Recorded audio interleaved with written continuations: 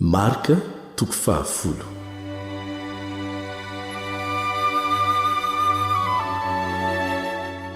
Ninakalesan'i Jesosy tany andafiny Jordana sy namalihany ny fanontanian'ny fariseo ny amin'ny fisaoram-bady.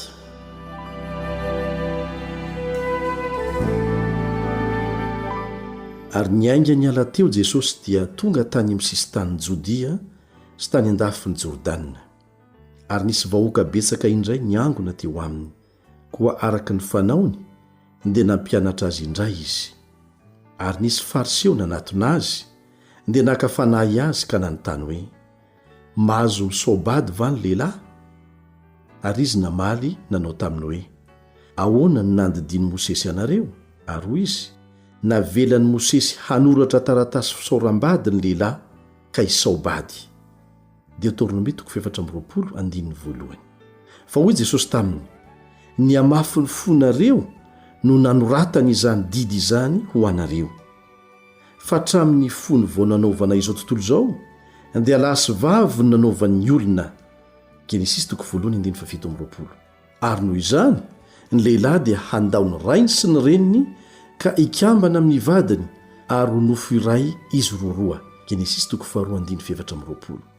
Ka dia tsy ho roa intsony izy fa ho nofo iray ihany. Koa izay nakamban'Andriamanitra dia aoka tsy ampisarahin'olona. Ary noho ny mbita ao an-trano dia nanontany amin'izany koa ny mpianatra.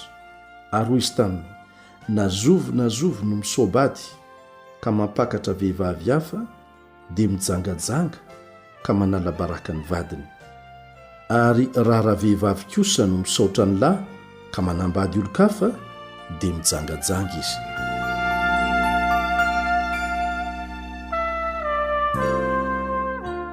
Ny nitondrana zaza ho eo amin'i Jesosy.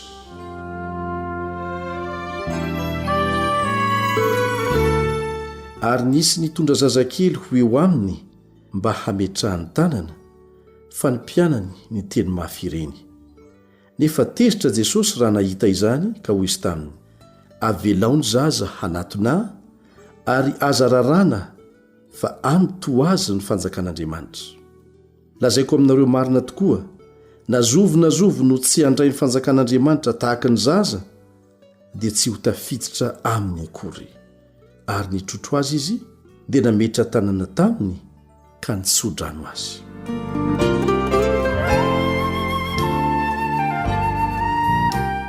Ny namaliany Jesosy ny fanontaniany mpanankarena anankiray sy ny resaka nataony tamin'ny mpianany rehefa lasa rahalehilahy.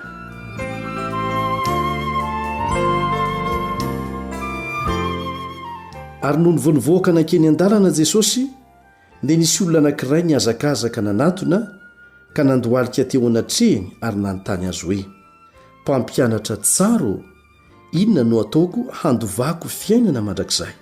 Ary hoy Jesosy taminy, nahoana no ataonao hoe tsara? Tsy misy tsara fa tsy iray ihany dia Andriamanitra. Fantatrao ny didy hoe aza mamon'olona, aza mijangajanga, aza mangalatra, aza mety ho vavolombelona mandainga, aza manambaka, manajana rainao sy ny reninao.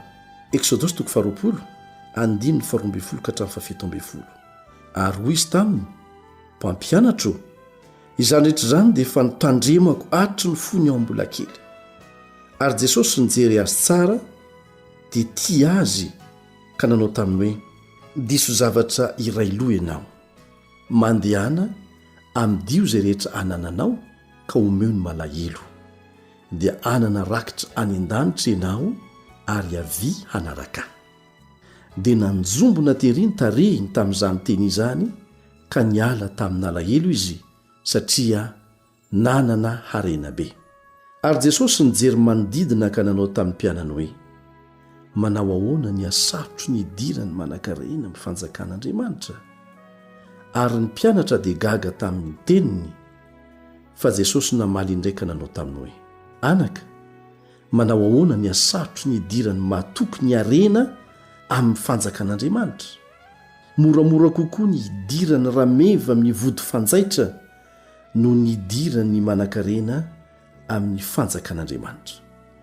Dia talanjona indrindra izy ka nanao taminy hoe, iza indray no azo vonjena fa Jesosy nijery azy ka nanao hoe raha amin'ny olona dia zavatra tsy hainy izany fa tsy mba tahaka izany amin'Andriamanitra fa ny zavatra rehetra dia hain'Andriamanitra.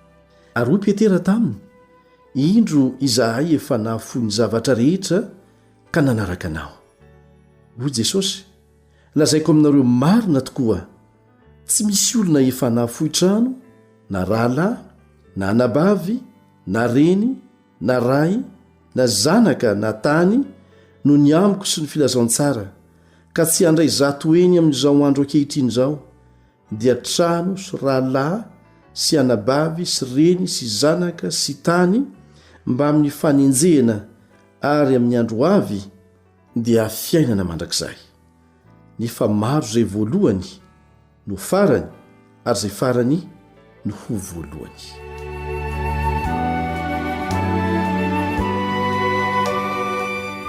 Nilazany Jesosy fanotelony ny aretany.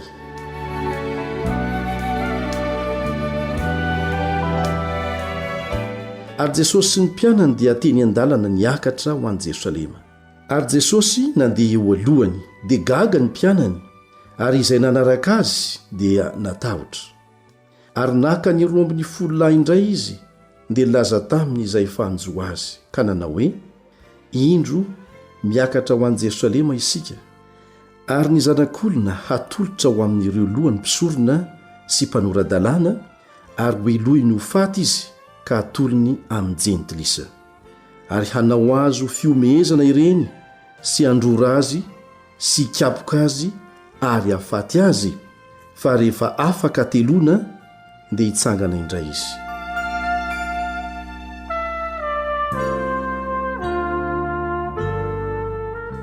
Ny fangatana nataon'i Jakoba sy Jaona ary ny navalin'i Jesosy azy.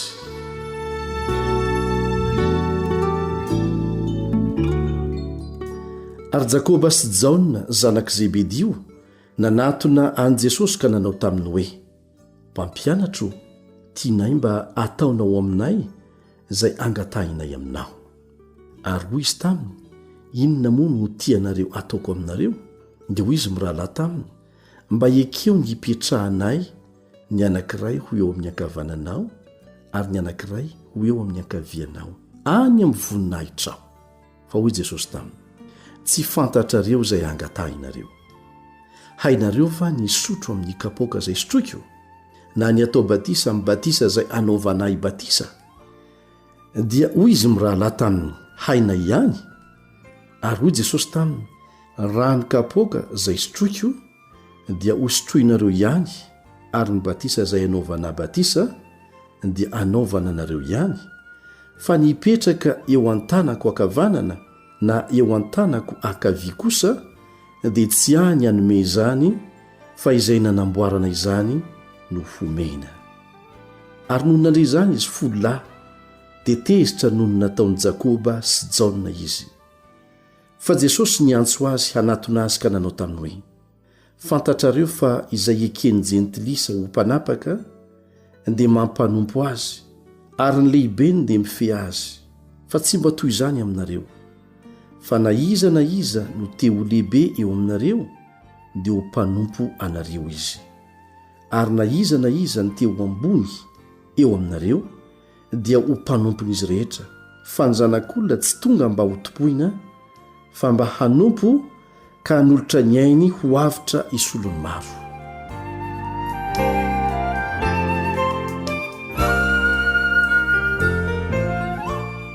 Ny nampahiratani Jesosy an'i Bartimeo jamba tao akaikin'ny Jeriko.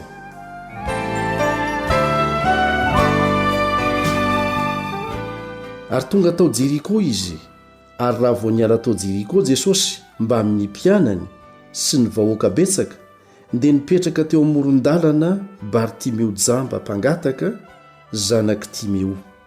Ary no nireny fa injay Jesosy avy any Nazareta, dia niantso izy ka nanao hoe, ry Jesosy zanak' Davida ô, mandrafo ho amiko. Ary maro no niteny mafy azy mba hangina, fa vao maika niantsoantso izy ka nanao hoe, ry zanak' Davida ô, mandrafo ho amiko.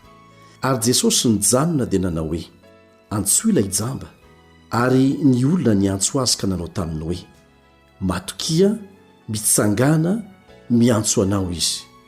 Dia nanariny lambany izy ka niatsambotra nakeo amin'i Jesosy. Ary Jesosy namaly azy hoe inona ny tianao ataoko aminao? Ary hoy ilay jamba taminy, Rabony io, ny mba ampahiratina ny masoko. Ary hoy Jesosy taminy, mandehany ianao, ny finoanao no efa namonjy anao. Dia nahiratra niaraka tamin'izay ny masony ka nanaraka an'i Jesosy teny an-dalana izy.